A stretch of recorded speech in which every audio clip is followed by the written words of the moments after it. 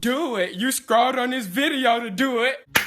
Alright, so boom, wagwan, bro. Welcome back to another installment of edutainment, the place where you're laughing, being entertained, but most importantly, where you're learning something that you can apply to your own personal life and make it better. So, today's topic, marijuana and fitness, or muscle building, or fat loss, whatever you want to call it. Marijuana and health, essentially. Let's type in. Like, at night, like, you know, here and there. And so I was able to kind of actually get real world experience from my personal self, and I want to share that with you. And there's not that much research on marijuana and fitness, marijuana and muscle building. Some people have done some articles and they've linked to some research, and I know at examine.com they find that marijuana, it can be sort of a it's a sort of a homeostasis agent where it kind of keeps your body balanced, but then if you're trying to make big changes, it can kind of modulate that, or it kind of buffer that. But in practice, I mean, it doesn't seem to affect things. So I've read a lot of like articles online and seen some like a lot of anecdotal experience in terms of people who use marijuana and how it actually benefits their health or makes them actively want to work out. And my question has always been, like, in these articles, I've never seen them specifically identify how much marijuana they smoke. Halfway. Take a few steps back to go. You ain't got the answers, man. You ain't got the answers.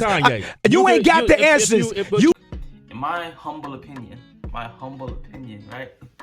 Or based on like anecdotal experience and some of the research I've studied, about once a week is probably the optimal time to be using, the optimal amount to be using marijuana, so that you don't need too much more of it to get the same effects that you used to get. You know, as you start smoking more often, you build a higher tolerance, which means you need more of it to get the same effect. So I'd say once a week is arguably like a good spot. Once or twice a week is like, I think at most is all you should be smoking in a given week with regards to marijuana, right?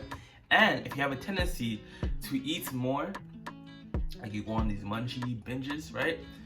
Do it on your workout day after you've already eaten your full meal, your dinner meal, right? So that your stomach has less capacity to essentially eat more food. So what I'm saying is, if you have a tendency to eat more after you've consumed marijuana, your best bet is to do it on a workout day after you've had your big meal or your dinner meal for that day, so that you have less room to essentially overeat. And even if you do overeat, in the rare case, it will actually be in facilitating muscle gain as opposed to fat gain, right? Because if you don't work out and you overeat and you haven't done any strength training, it'll go towards building your fat muscles, or fat gain, I should say. It's too much. But here's the caveat. So we'll talk about fat loss first. If you eat at a calorie deficit, if you're hitting that deficit and you're using marijuana, you will be fine. Nothing, like, you're going to see the results you want, the exact results that you want. That said, I found that sometimes I get more water retention when I'm using edibles here and there. So meaning I will weigh a bit more, but that's water weight, not fat. That's me. I think I've talked to other people that haven't noticed that. That might just be me. But as long as you are hitting that calorie deficit, marijuana will not slow you down. In fact, I think they actually found that people that use marijuana on average weigh less. So it could have some sort of effects on the brain that over time, over the course of several days, kind of control your eating. That said, a lot of people that use marijuana, they end up binge eating, and that will completely disrupt your fat loss. So if you're eating way too much because you're high, it's going to mess up with your fat loss. So what I found is the best strategy if you are going to use marijuana is, and this is what I do is I finish my calories, I finish my macros, and then maybe I'll have a little, the edible has a few calories, but then I'll have a little edible, and I won't really eat more, just because if you're high and you're finishing off your calories, let's say I'm finishing off the 400 calorie dessert, chocolate, it will taste so good, but then I'll just want to keep eating. Like I'll taste so satisfied, but I'll never hit that point where I'm like, oh, I'm good now. Like I just want to keep going. So I find it's better to wait till I finish my calories for the day and then do it. Because once you're, I find that being high, it's like, if you don't eat, you're fine. But once you start eating, you want to keep eating. And you guys can probably relate to that if you've tried it. There isn't too much issue using it. From my experience, I've gone through periods where I was stressed. And the only other issue I could potentially see marijuana being a problem is if you don't have the motivation to essentially work out, right? I know how hard it is, to be honest, to even want to work out in the first place, let alone you're already satisfied or you're already like content because you smoke marijuana, right? So the only two ways I could see it is if it causes you to eat too much, which means you go over your calories for the day, or you aren't in a calorie deficit, or it makes you not want to work out in the first place and be physically active. Another thing that I'd add in terms of being in a calorie deficit is essentially implementing intermittent fasting. Like for me personally, I don't eat anything past 12 o'clock midnight, and then again, I won't have my next meal, I won't eat again until 6 p.m. the following day. So essentially that eating window keeps me lean. And on top of that, instead of having a sitting desk like right here, you see, I've implemented a standing desk. So essentially throughout the day, I'm standing for the majority of the day, as opposed to sitting, which cuts off my body's need to stand, right? You burn more calories standing than you do sitting. Right? Essentially, you're a couch potato. So I've seen anecdotal experiences of people who are more active when they smoke marijuana or when they consume cannabis, and when other situations where they are couch potatoes, they don't do much, right? And they gain weight and gain all these extra pounds because they are smoking so often. So I guess also another component to all this is how often you are smoking. If you're only smoking like once a week, I'd say once or twice a week, I'd say for the most part, you're pretty good, right?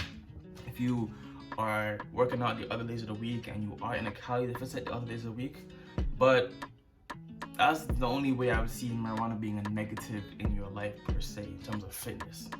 Let's not talk about how it affects your motivation in making more money, right? That's a different topic, but it can affect that too, right? So honestly, when it comes down to it, just look at your personal life. Like, look at your life. Do you have the body that you want?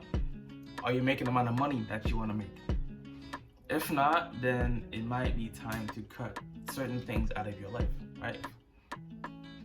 Maybe you're spending too much on marijuana, and rather than spending the money on weed, you could be building your emergency fund to ultimately get your own car, or make a down payment for a house, or so that you can actually quit your job and focus on your side hustle, and you'll be good for 3 to 6 months with your emergency fund. You know what I'm saying? So that's some other things to think about. I was just, screw it, I was taking edibles to crash basically like a rock, and I had no issues with my strength and muscle gains. In fact, they were pretty much identical and very solid. That's my personal experience. You know, it's very tricky to kind of say, look at the research, kind of give any definitive answers, but it seems like it might slow down some of the mTOR pathways, which are critical for muscle building. But I mean, in practice, I think it's just like, do you find it affects your strength gains? That's number one. And do you find it affects your appetite? That's number two. And if it doesn't affect your strength gains, you're good. And if it causes you to eat a lot more and your goals get lean, you might have to cut it out. And I found that sometimes, like the next day, like in the past, when I'm getting really, really, really lean, I have to just cut it out.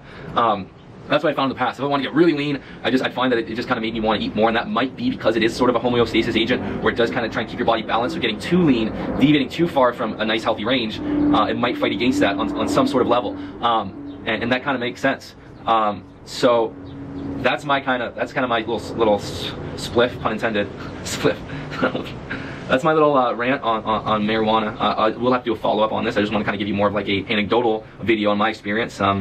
But you know what, I will say, I think I've gone through periods where, you know, I've just used edibles just to sleep like a baby, but I actually prefer not to. I prefer just to get my sleep routine on point, you know, on its own, through less time on my phone, through you know, meditating, and spending more time outside during the day is key for my sleep. Making sure that my caffeine intake is consistent. I don't go too high, or I don't fluctuate. If I go lower in caffeine one day than higher, it throws my sleep off. So the one thing that's effective is when I use Kino Sleep, that has an ingredient in there that actually helps decrease the half-life of caffeine, and ashwagandha to lower stress. So sometimes I prefer to use that, our Kino Sleep stuff. But yeah, so like I was saying, if you have trouble with sleeping as well, and you tend to use marijuana to sleep, it can be an issue when you decide to quit because you relied on marijuana to sleep for so long. So one of the things that I would say is look at your caffeine intake.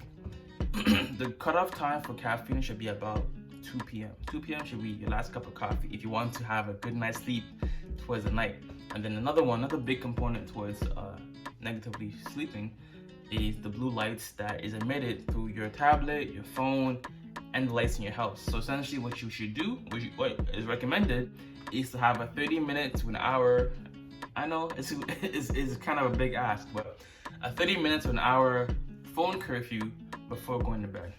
Say what? Say what? Say what? Say what? Say what? What? If you don't want to do that, you can always cop the blue light blocking glasses. I'll probably link that below in the description. It essentially allows your body to create the melatonin needed to signal you to sleep, right? One of the things that typically happens with a lot of these social media apps is that it constantly spikes your dopamine, creating like a rabbit effect where you constantly seek new highs, essentially, in dopamine that make you stay on the app longer. Now, these apps are designed to make you stay on it for as long as possible, and this can negatively affect the time you go to bed.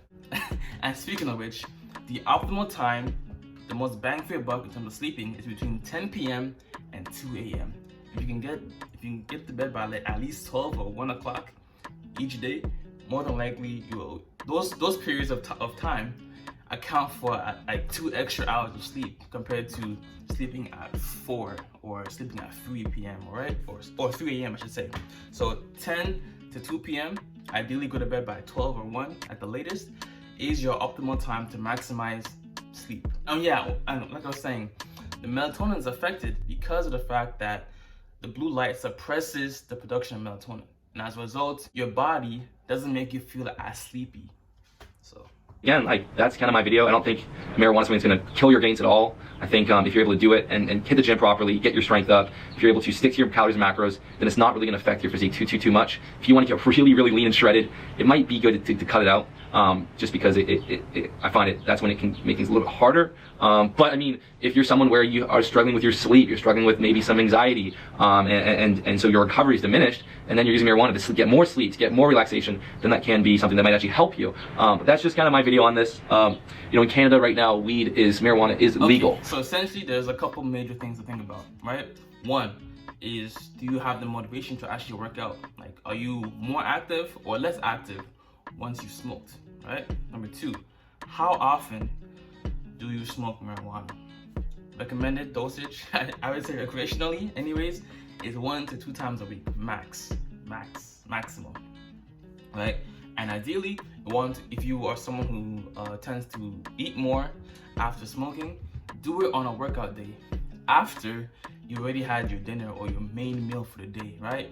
So that in the event that you do end up eating more, it's less likely that you overconsume calories. And even if you kind of do overconsume calories, you will facilitate more muscle gain as opposed to fat gain, because it was a workout day, right?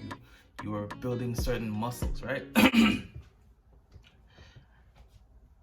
And number 3, marijuana can indeed help you like a post-workout supplement in a sense, because it helps you feel less aches and pains, and makes you feel more relaxed, especially when you have leg day or certain like muscles that are paining you. Marijuana can definitely ease that pain. So essentially, it really, in terms of like fitness and marijuana, I haven't seen too much like studies per se.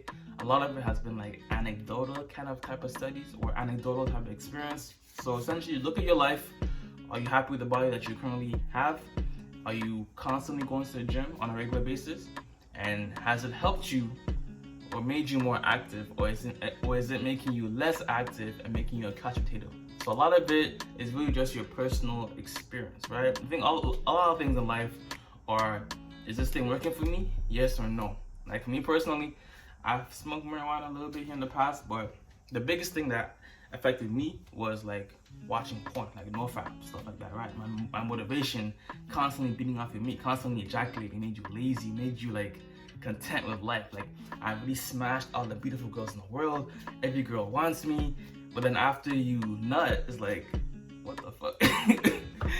Having sex with my hand, right? So look at your personal life. Is it positively or negatively affecting you, and the pros and cons. All right, if you want to quit weed or want to quit marijuana for your own personal life, want to make more money, have a better body, get more out of life, and be less content, my Quit Marijuana Complete Guide is in the description and pinned comment. Check that out. God bless. Much love, peace, and joy. Namaste.